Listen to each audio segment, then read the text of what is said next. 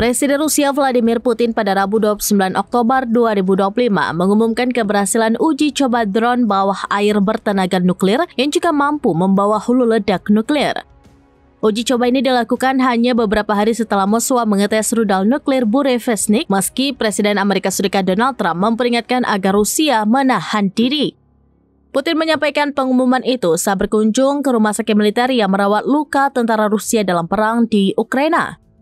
Dalam pidato yang disiarkan televisi, ia mengatakan bahwa uji coba terbaru melibatkan sistem bawah air tanpa awak bernama Poseidon yang disebut memiliki unit tenaga nuklir. Menurutnya, drone bawah laut itu tidak dapat dicegah oleh sistem pertahanan manapun dan mampu melaju lebih cepat daripada kapal selam konvensional. Poseidon, lanjut Putin, mampu menyelam lebih dari 1 km dan melaju hingga 70 knot tanpa terdeteksi. Media pemerintah TASS mengutip sumber di industri militer Rusia menyebutkan perangkat tersebut dapat membawa hulu ledak nuklir hingga 2 megaton.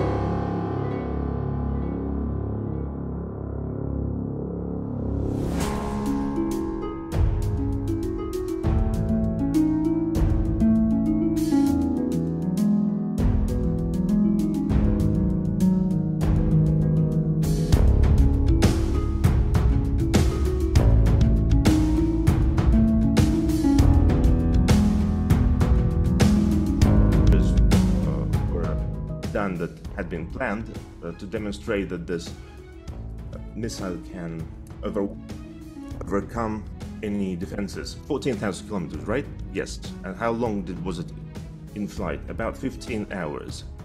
And that's not the limit. No, that's not the limit.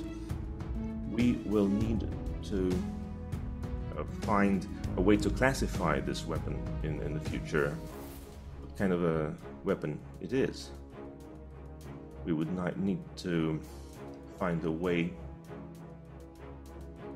to define how it can be used and start preparing the infrastructure for deploying this weapon in our armed forces. Yes, sir. Now. Download Tribun X sekarang. Menghadirkan lokal menjadi Indonesia.